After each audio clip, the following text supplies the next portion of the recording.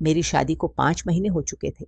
मैं और राजेश शहर में रहते थे और वह रोज की भाग दौड़ करता था, तो जाहिर है उसकी सेहत पर इसका असर तो पड़ना ही था। शहर में रहने के कारण मैं घर पर ही थी और मुझे काम करने की कोई जरूरत नहीं थी। मेरे माता पिता ने शादी में मुझे जो चाहिए था वह सब दिया था। मैं हमेशा अपने मायके से भी जो चाहती वह मुझसे बस एक फोन दूर था। मेरे मायके में काफी संपत्ति थी। अप्रैल के महीने में गांव में मेला लगता है और मैंने सुना था कि वह मेला बहुत अच्छा होता है, लेकिन मैंने आज तक उसे नहीं देखा था। इस बार मैंने बड़े मन से ससुराल जाने का फैसला किया। ससुर जी गांव में खेती करते थे और घर में सासू मां थी, जो मेरे आने से पहले सब काम संभालती थी। मैं देखती थी कि वे काम कर रही थीं, लेकिन कभी कभी वे अपना मुंह बना लेती थी, जिसे मैं रोज नहीं देख सकती थी। इसीलिए मैंने ससुर जी से घर के काम की समस्याओं के बारे में बात की। मैंने उन्हें घर में काम करने वाली एक महिला रखने की सलाह दी। ससुर जी ने शाम को एक काम वाली महिला को बुला लिया।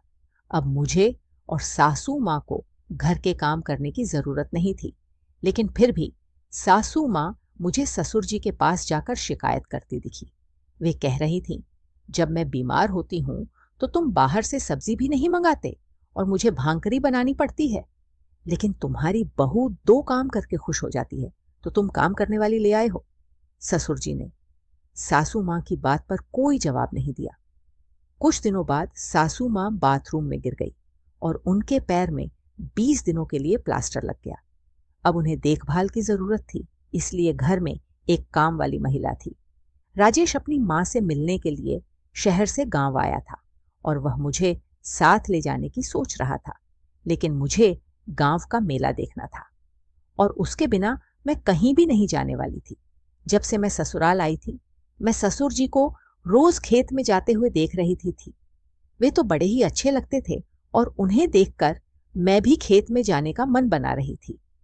एक दिन मैं उनके साथ खेत में चली गई। वहां जाकर मुझे कुछ महिलाएं साड़ी पहनकर खेत में बीज डालते हुए दिखाई दी, जबकि मैंने तो एक छोटा वन पीस पहना हुआ था, क्योंकि मुझे शहर के कपड़ों की आदत हो गई थी।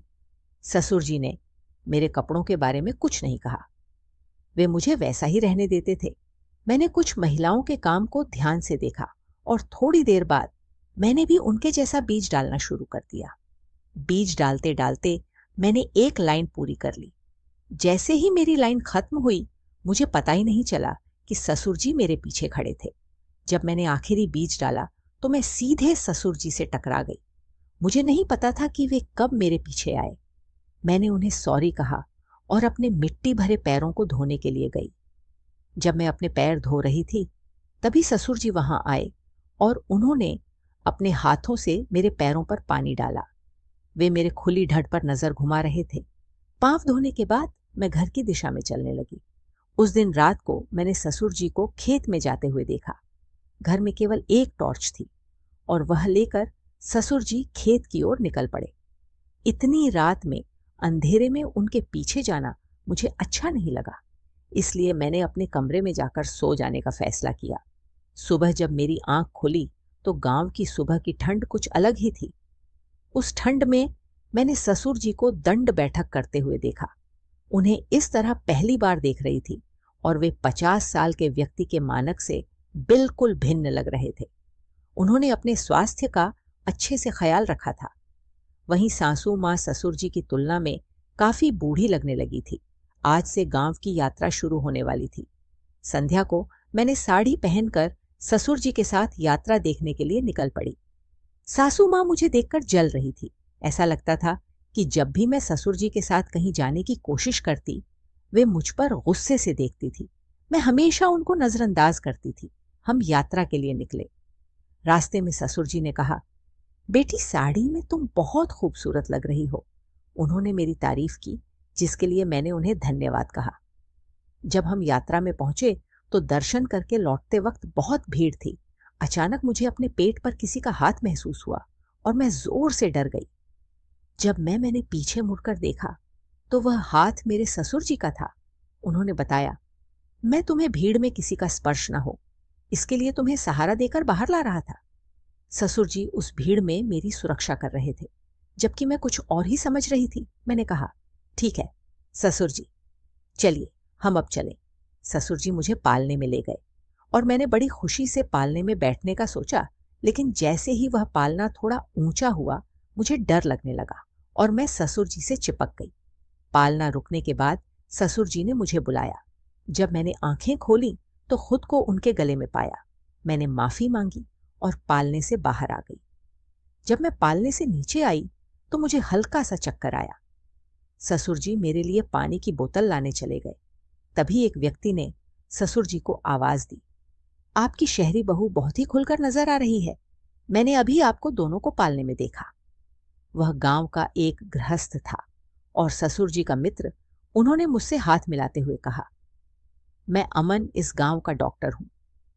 अब तो गांव में भी डॉक्टर आ गए हैं। मुझे अब ज्यादा की किसी जांच के लिए नहीं बुलाया जाता, लेकिन कभी कभी आपके ससुर जी की मेहरबानी हो जाती है। वह व्यक्ति बातें कर रहा था। तभी ससुर जी ने उनकी बातें रोकते हुए कहा, तुम्हारी सासू माँ को बस इस डॉक्टर की जरूरत होती है, इसलिए मुझे इसे कभी कभी मिलता है। ससुर जी ने मुझे अमन के पास ज्यादा देर नहीं खड़ा रहने दिया और मेरा हाथ पकड़कर आगे ले गए। आज मैंने पहली बार यात्रा का अनुभव किया। इससे पहले मेरा यात्रा से कोई खास संबंध नहीं था, क्योंकि मैं बचपन से शहर में ही थी। अब मुझे ससुराल गांव का मिलन हुआ था, इसलिए मैं यह सब अनुभव कर पा रही थी। घर पहुंचने पर मैंने खाना खाए बिना सोने का फैसला किया। अगले दिन सुबह ससुर जी ने अपना नियमित व्यायाम किया और फिर सासू माँ को आवाज देने लगे। वह भूल गए थे कि सासू माँ का पैर फ्रैक्चर हुआ है। मैंने ससुर जी से कहा, ससुर जी, सासू माँ आज अपने कमरे में सोई हुई हैं, क्या आप भूल गए कि उनका पैर फ्रैक्चर है? ससुर जी ने कहा, हाँ सुन भाई, मैं भूल गया था। देखो, मैंने पहले की आदत के अनुसार विमला को आवाज दी थी। महीने में एक बार मैं उठने का सहारा लगाता हूँ। हमेशा विमला मुझे अपने हाथ से उठने में मदद करती थी, लेकिन अब वह यह नहीं कर सकती। ससुर जी धीरे धीरे अपने कमरे में गए और नीचे उठने वाला सहारा लेकर आए। वह बाहर आकर ओंठ पर बैठकर अपने हाथों से अपने पैरों पर उठाने वाला लावने लगे, लेकिन उन्हें इसे लगाने में दिक्कत हो रही थी। मैंने आगे बढ़कर ससुर जी के हाथ से वह उठाने वाली चीज ले ली और कहा, आप पाट पर बैठिए। वे थोड़े शर्मीले हो रहे थे, लेकिन मुझे उनकी परवाह नहीं थी, क्योंकि मैं सोचने में खुली थी। मैंने ससुर जी से कहा, आप अपना कुर्ता भी उतारिए। अब तो वे और भी ज्यादा परेशान हो गए। मैंने उन्हें समझाया, मैं आपकी बहू नहीं, आपकी बेटी की तरह हूं, आप ऐसा समझिए। मेरे यह कहने पर भी वे लजा रहे, लेकिन जैसे ही मेरा हाथ उनकी पीठ पर लगा, उनका नकार धीरे धीरे थम गया। ससुर जी ने मुझसे उठने का सहारा लेना शुरू कर दिया। उनकी त्वचा अब भी युवा लग रही थी। जब मैंने उनका हाथ चलाया तो मैंने देखा कि उनके शरीर पर एक ठंडक सी आई। जब घर की मोलकरीन मुझे उठाने वाले के साथ रुकने को कहा और वे बाहरी बाथरूम में स्नान करने चले गए। जब वे स्नान कर रहे थे तब मैं भी घर के अंदर चली गई। ससुर जी के शरीर पर हाथ चलाने के बाद मैंने उनके व्यवहार में ने कुछ बदलाव महसूस किया। मैंने सोचा नहीं था कि यह सब मेरे लिए इतना भारी पड़ जाएगा। रात को मैंने ससुर जी को खेत की ओर जाते हुए देखा। मेरी कमरे की खिड़की से खेत का रास्ता साफ नजर आता था। मुझे भी उनके साथ खेत में जाना था और रात में खेत कैसे दिखता है ये देखना था। तो मैंने दौड़ते हुए अपने कमरे से बाहर निकली। जब तक ससुर जी खेत में नहीं गए, मैंने उन्हें पकड़ लिया। उन्हें देखकर उन्होंने कहा, बहू तुम इस वक्त यहाँ कैसे? तुमने तो सोने की बात की थी। मैंने नकारात्मक इशारा करते हुए कहा, ससुर जी मुझे रात का खेत देखना। इस पर उन्होंने कहा, देखो बेटा, रात में खेत में घास के कारण ठंड बहुत होगी, मैं तुम्हें वहां नहीं ले जा सकता। लेकिन मैं जानने पर अड़ी रही। ससुर जी ने फिर कहा, अगर तुम अंदर की ठंड सहन कर सको तो चलो, लेकिन मुझे खुद को संभालना थोड़ा मुश्किल होगा। ससुर जी चारों तरफ बहाने बना रहे थे कि मुझे अंदर ना जाने दें, मगर मैंने उनकी एक भी बात नहीं सुनी। मैंने उनकी हर शर्त मान ली। अंत में हम खेत में जाने के लिए निकल पड़े। चलते चलते मैंने उनसे पूछा, इस समय आप खेत में क्यों जाते हो? ससुर जी ने बताया, रात में जानवर फसलों को नुकसान पहुंचाते हैं। इसलिए मैं कभी कभी खेत में घूमता हूँ। बात करते करते हम खेत में पहुंच गए। वहां केवल एक हल्का सा लाइट जल रहा था और फसलों के कारण वहां बहुत ठंड थी। मुझे तो बहुत ठंड लग रही थी। उन्होंने मुझे देखा और कहा, बहू, मैंने पहले ही कहा था कि तुम्हें अंदर की ठंड सहन नहीं होगी।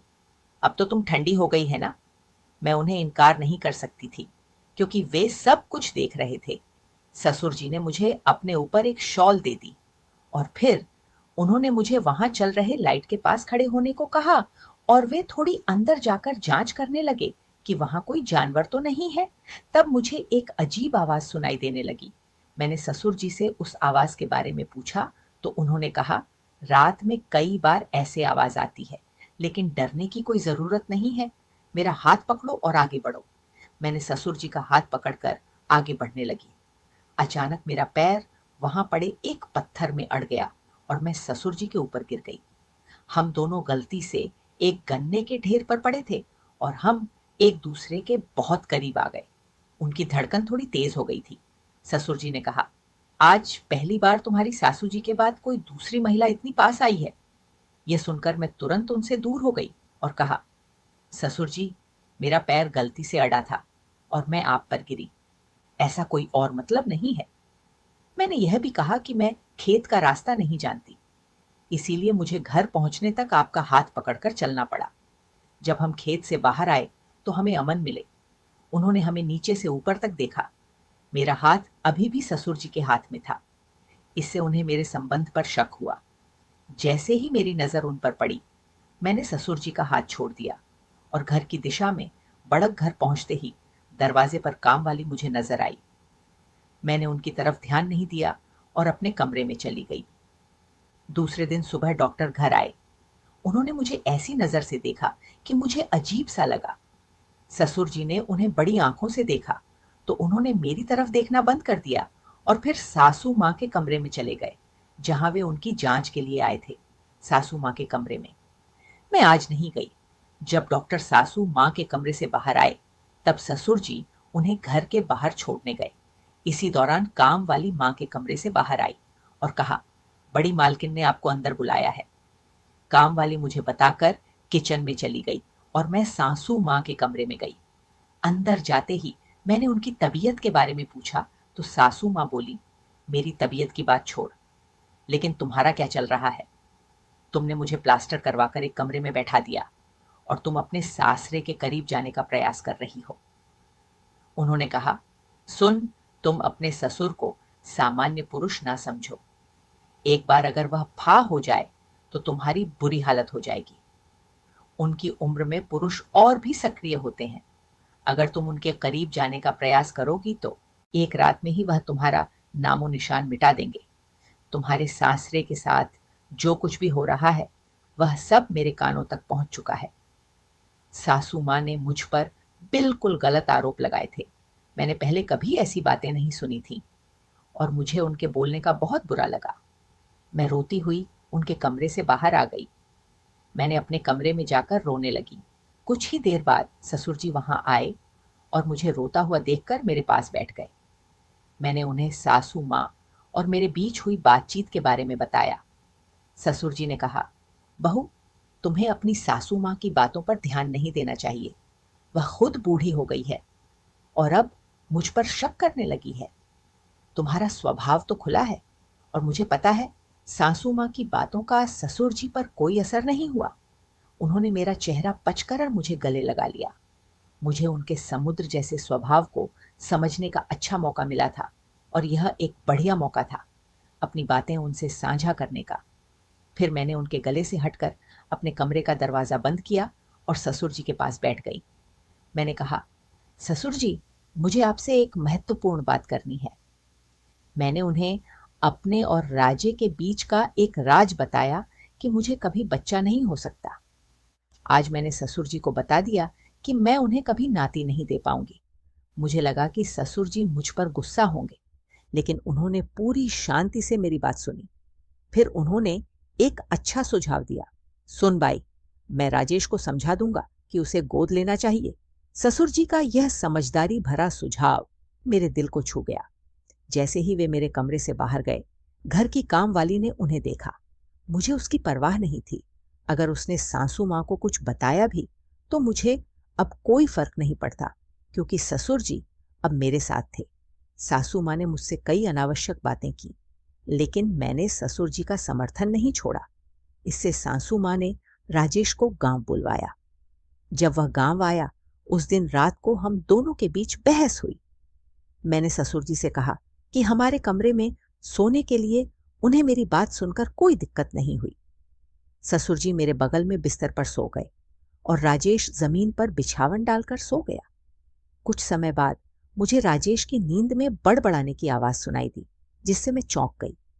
डर के मारे मैं ससुर जी के पास जाकर चिपक गई। कुछ समय बाद मुझे नींद आ गई, लेकिन आधी रात को मेरे ऊपर किसी के हाथ का एहसास हुआ और वह हाथ ससुर जी का था। उन्होंने मेरे चेहरे पर भी हाथ फेरा। कुछ देर बाद वे मेरे पास से उठकर कमरे से बाहर चले गए। जब मैंने उन्हें बाहर जाते देखा तो मैं भी उनके पीछे चली गई। उस रात उन्होंने कई काम अधूरे छोड़कर कमरे से बाहर बाहर निकलने का फैसला किया। मैंने ठान लिया था कि मैं आज ससुर जी को दूर नहीं जाने दूंगी।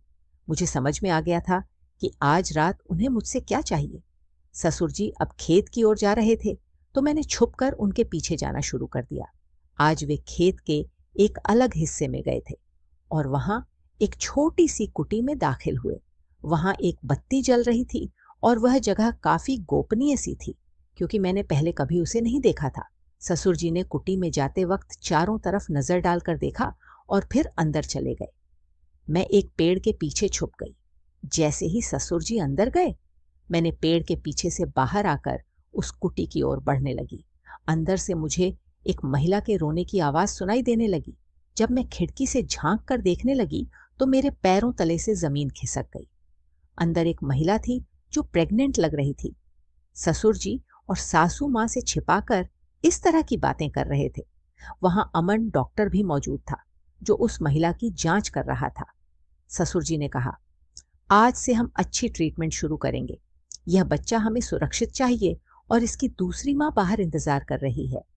मैंने इसके लिए एक धनी माँ ढूंढ ली है और यह बच्चा मैं उसे ही दूंगा। यह सुनकर वह महिला बोली, मेरे बच्चे को मुझसे दूर मत करो, मुझे यहां से जाने दो। ससुर जी ने कहा, एक बार जब तुम अपने बच्चे को जन्म दे दोगी तो मैं तुम्हें यहां से भगा दूंगा। उनकी बातें सुनते हुए अचानक मेरे पैरों के नीचे कुछ चलने जैसा एहसास हुआ और मैं जोर से चिल्ला पड़ी। मेरी आवाज सुनकर ससुर जी और अमन दोनों बाहर आ गए। मुझे वहां देखकर वे दोनों भी चौंक गए। मैं उन्हें किनारे करते हुए कुटी के अंदर चले गई। ससुर जी भी मेरे पीछे आ गए। मैंने उनसे पूछा, ससुर जी, यह सब क्या है? तो उन्होंने बताना शुरू किया कि माई को हमारे खेत में काम करने के लिए रखा है। उसके पति ने उसे गर्भवती होने पर छोड़ दिया और मैं उसकी मदद कर रहा हूं। फिर उन्होंने बताया कि वह महिला कोई और नहीं बल्कि सीमा है, जो राजेश की पहली पत्नी है। ससुर जी की इस बात को सुनकर मैं आश्चर्यचकित रह गई। मैंने उन्हें बताया कि मैंने सीमा और राजेश का साथ में फोटो देखा है। वे तो थोड़े घबरा गए और बोले, बहू, तुम इसके लिए मेरी परवाह मत करो। जो कुछ भी तुमने देखा है वह तुम्हारे पास ही रहना चाहिए। मैं तुम्हारे बारे में जानता हूं कि तुम्हें बच्चा नहीं हो सकता। यह राज मैं अपने पास रखूंगा। जैसे उसने बच्चे को जन्म दिया है, तुम भी उस बच्चे को लेकर शहर चली जाना। तुम पर कोई सवाल नहीं उठाएगा, यह मेरी जिम्मेदारी है। बच्चे के जन्म के बाद सीमा का क्या होगा वह मैं देख लूंगा। तुम्हारे जीवन में कोई विघ्न नहीं आना चाहिए। तभी राजेश उस कमरे में आया। उसने अपने पिता की बातें सुन ली थी। मैंने ससुर जी से कहा, शादी के बाद से आज तक मैंने राजेश के साथ एक भी दिन प्यार से नहीं गुजारा। हर 3-4 दिन में मुझे उसके मुंह से सीमा नाम सुनाई देता है। उसने कभी अपनी पहली पत्नी के बारे में मुझसे नहीं बताया, लेकिन वह हमेशा सपने में उसका नाम लेता था। मैंने उसका फोन चेक किया और उसने सीमा के साथ उसके कई फोटो देखे। मैंने स्पष्ट किया कि सीमा का रहस्य जानने के लिए ही मैं यहां आई थी। मैंने उनसे झूठ कहा कि मुझे बच्चा नहीं हो सकता, क्योंकि मैं चाहती थी कि मैं उनका असली चेहरा देखूं। जब अमन रात को हमें खेत के पास मिला था, तब मुझे केवल शक हुआ था। तब मैंने देखा था कि अमन की बैग से कुछ दवाएं गिर गई थीं जो गर्भवती महिलाओं को दी जाती है। मुझे पता था कि अमन प्रसव विशेष सज्ज है और मैंने कुछ लोगों से इसके बारे में भी सुना था। तुम्हारे अपने बच्चे को दत्तक देने की योजना थी। यह सब मैंने समझ लिया था। तभी राजेश ने कहा, बाबा, आपने तो मुझे बताया था कि सीमा किसी के साथ भाग गई, लेकिन आपने उसे यहां क्यों बंद रखा है? ससुर जी इस पर कुछ नहीं कह रहे थे, बस सिर झुकाकर खड़े थे। तभी सीमा बोली, राजेश, जब तुम शहर में थे तब तुम्हारे माँ बाप मुझसे पैसे मांगते। मेरे पिता ने शादी में दहेज के लिए अपनी खेती बेच दी थी और अब उनके पास कुछ भी नहीं बचा। मैंने उनके सामने पैसे मांगने की हिम्मत भी नहीं की। तुम्हारे माँ बाप ने मेरा बहुत उत्पीड़न किया। तुम्हारे विश्वास को उन्होंने अपने फायदे के लिए इस्तेमाल किया। उन्होंने कहा कि मैं भाग गई हूं क्योंकि वे तुम्हारा विवाह किसी और अमीर लड़की से कराना चाहते थे। वह अमीर लड़की उनके लिए काफी पैसे दे सकती थी। तुमने उनके शब्दों पर विश्वास किया और यह मान लिया कि मैं भाग गई हूं, लेकिन मेरा प्यार सच्चा था। इसीलिए हमारी आज मुलाकात हो सकी। सीमा ने आगे कहा, जब ससुर जी ने मुझे यहां लाया तब मुझे गर्भधारण के लक्षण दिखाई देने लगे। यह बच्चा हमारे प्रेम का प्रतीक है। अगर तुम आज यहां नहीं आते तो इन लोगों ने मेरे साथ जो किया होता वह मैं नहीं बता सकती। ससुर जी ने पैसे के लिए राजेश की दूसरी शादी कर ली थी। मुझे शादी के समय इस बात का पता नहीं था कि राजेश की पहले से ही शादी हो चुकी है। पहली नजर में वह मुझे पसंद आया था। इसीलिए मैंने उससे शादी करने के लिए हाँ कर दी। यह सब सुनकर मैं सोच में पड़ गई। हर बात ने मुझे और उलझा दिया था। मेरे मायके से अच्छा खासा दहेज मेरे माँ बाबा ने दिया था। ससुर जी ने मेरे दहेज के पैसों से 5 एकड़ खेत खरीद लिया था। इतना मात्र नहीं, मेरे पिता ने शहर में एक फ्लैट भी खरीद कर दिया था। लेकिन राजेश को मेरे मायके के पैसों में कोई रुचि नहीं थी। उसके माँ बाप ने जो कहा उसे उसने सुन लिया था। मुझे राजेश और सीमा की आंखों में एक दूसरे के लिए प्यार दिखाई दे रहा था। दोनों ने मेरी के लिए आभार व्यक्त किया। राजेश ने मुझसे कहा, पूनम, क्या तुम्हें डर नहीं लगा? तुमने मेरी और सीमा की मुलाकात करवाई, लेकिन तुम्हें नहीं लगा कि इसका नुकसान तुम्हें होगा? मैंने कहा, राजेश, मैंने तुम्हें पैसे देकर हासिल किया है, लेकिन मैं तुम्हारा प्यार नहीं पाने में सफल नहीं हो सकी। मुझे एक इंसान के रूप में एक मूरत नहीं चाहिए। मुझे ऐसा व्यक्ति चाहिए जो मुझसे सच्चे दिल से प्यार करता हो। तुम्हारा सच्चा प्यार सीमा है और तुम उसके साथ खुश रह सकते हो। मैं जबरदस्ती किसी का प्यार नहीं छीनना चाहती। उस दिन पहली बार राजेश ने मुझे मुस्कुराते हुए गले लगाया। अगले कुछ दिनों में हमने आपसी सहमति से तलाक ले लिया। राजेश सीमा को लेकर शहर चला गया। उसके माँ बाप आज अपने के पर पछता रहे हैं। उन्होंने पैसे को अपने बेटे की खुशी से ज्यादा महत्वपूर्ण समझा था, लेकिन अब पूछने पर भी उनका बेटा उनके पास नहीं है। आज वे अपनी उस वास्तविक संपत्ति से वंचित हैं जो कि उनका बेटा, बहू और नाती है। यह कहानी आपको कैसी लगी? अगर आपको यह कहानी पसंद आई हो तो वीडियो को लाइक करें और चैनल को सब्सक्राइब करें।